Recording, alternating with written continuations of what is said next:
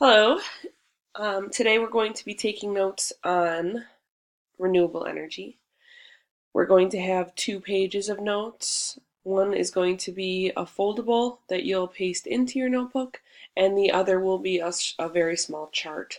So if your notebook were to look, like this, you would have a foldable on one side and then the chart on the other. And the chart can even be on the back of a page because it's just a small amount of writing. And the foldable, if you like to have a foldable on its own page, so that because sometimes they get funny on the back. So what I was thinking is chart here, foldable here. Okay, the materials for the foldable are all ready for you up in the front of the room. You're going to need scissors and a glue stick and the foldable, which looks just like this. So it's a little bit different than what you're probably used to in that you are going to cut everywhere but on these dotted lines.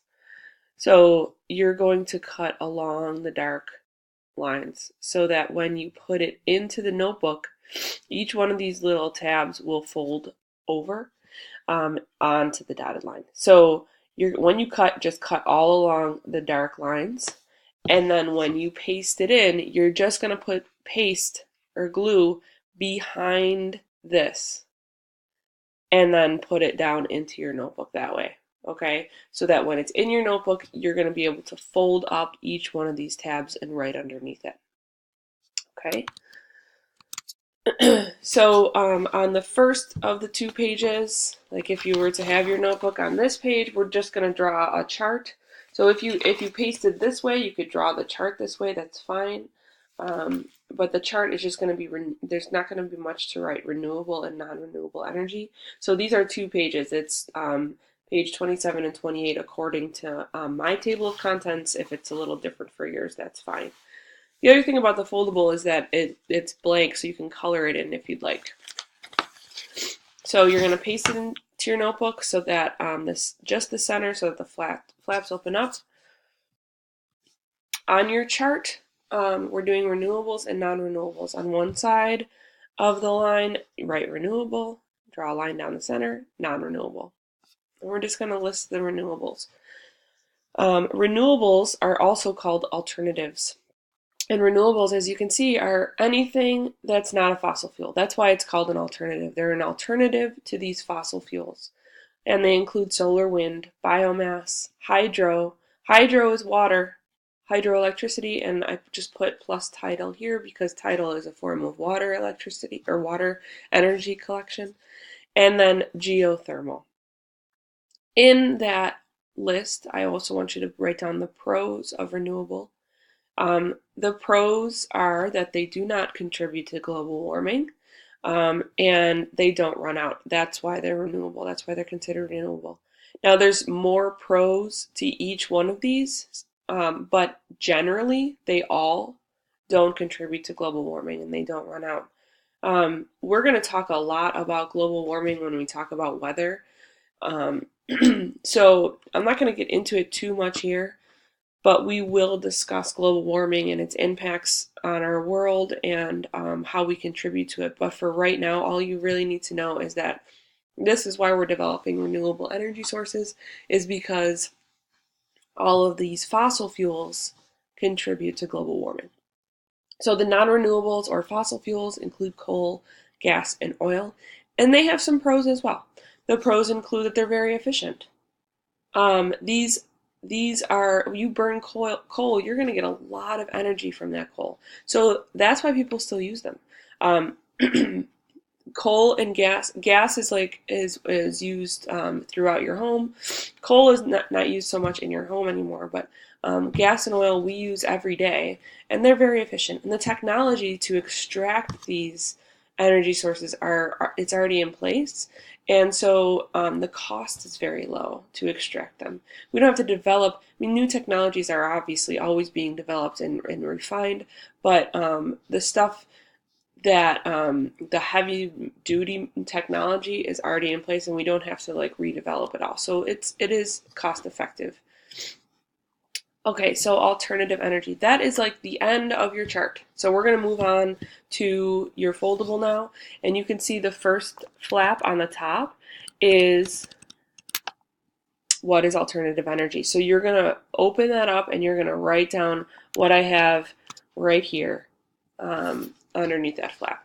So it's also called renewable, and it's any energy that's not a fossil fuel.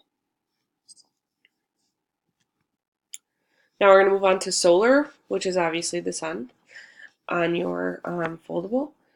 You can write solar right on the front, right here. Underneath it, on the flap itself, I want you to write down the pros and cons.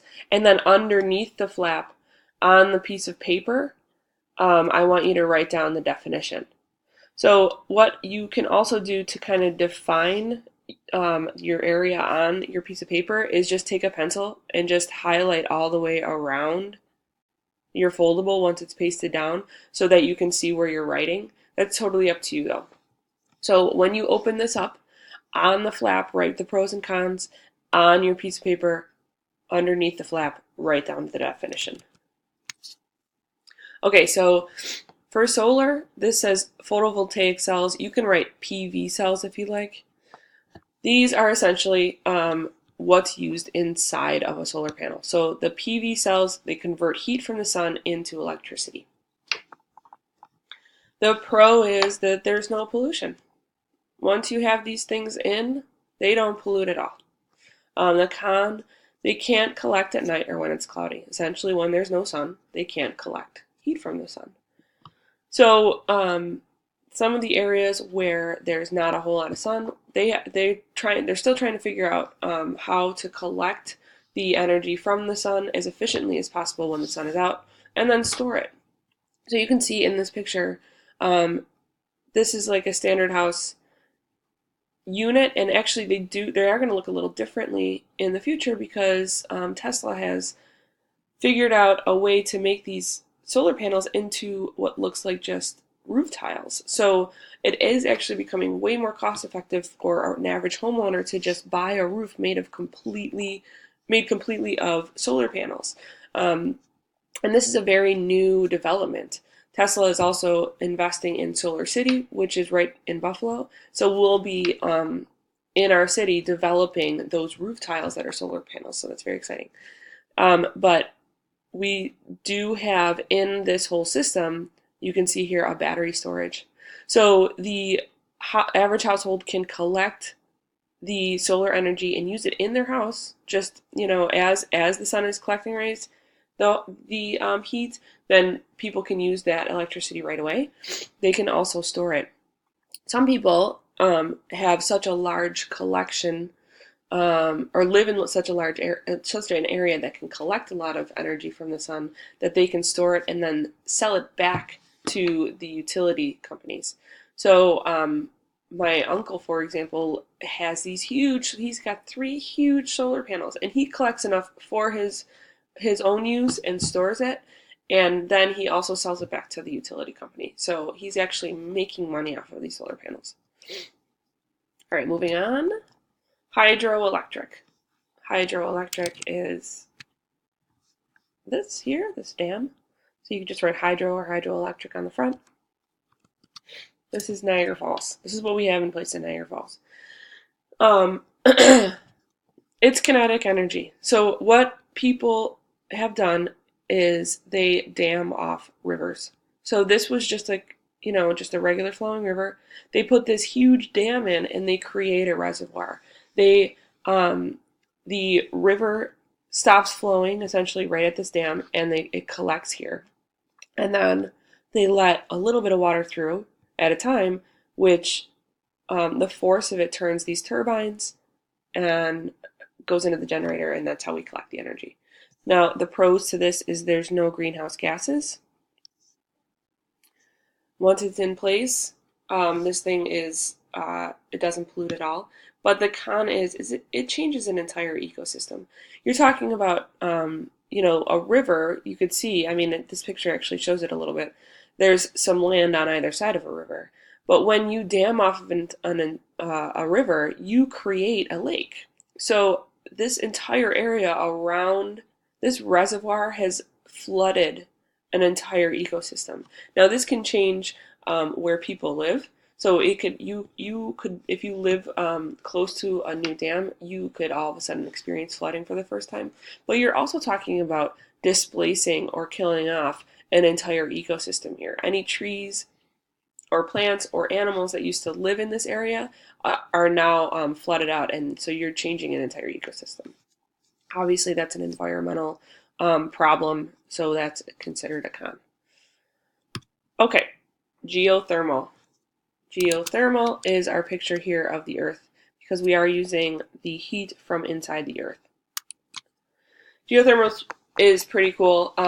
They actually pump water down into the Earth, some cool water, and that cool water is heated by the hot rock inside the Earth. So obviously, it's pretty deep. You have to go down pretty deep to heat the water hot enough so that it creates steam, and that steam comes back up and we collect that energy.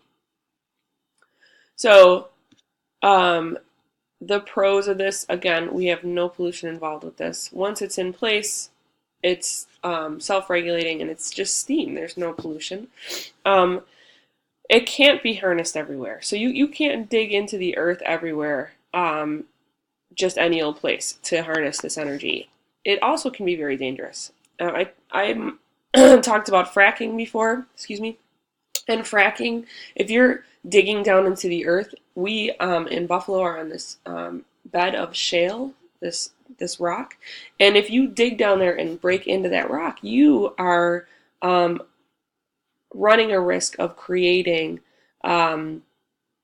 earthquakes, and this has happened in our area. So it's obviously very dangerous to just dig down into the earth underneath where people live. So that's one of the cons of geothermal. Biomass, that's this one here, the corn that's converted to gas. Biomass converts waste and biological material into energy. Now, biological material, this is something that we've been using for centuries. This is the first type of energy that humans used because, as you can see here, lumber is a form of biological material, meaning trees. We burn trees. We've always burned trees for heat. That was the first type of energy that humans used. So biomass includes all of the wood and all of the paper, but it also includes waste product. We've been able to convert waste product into energy, which is a huge pro because the landfills are reduced by this. We produce a ton of garbage as humans, so this is reducing those landfills, but they're not. The con is that biomass is not as effective as fossil fuels. You don't get a ton of energy by converting biomass into energy.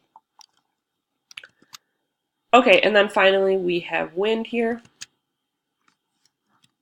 Wind, essentially you've seen these things, wind causes these giant turbines to spin and the generator collects the energy. These are very, very effective. They collect a lot of energy. Once those turbines, when they start spinning, they are collecting a large amount of energy. It's completely pollution free. The cons to this is that they are noisy. People don't like to have them close to them. Imagine buying a house on the ocean and then wind turbines are put up in your view. People really don't want to see these around them. They also can be dangerous to wildlife. They've been shown to kill birds, although the effect of that is not, the science behind that is not like fully established yet. People don't really know how much of an effect they have, but they can be dangerous to wildlife and they can displace certain wildlife. If you put a wind farm up, again, the noise can disrupt, essentially an animal that's trying to look for prey. If they have too much noise, they can't look for prey effectively. So this can be disruptive when they're put in place. Now that is it for your notes for today. If you have any questions, let me know. Thanks.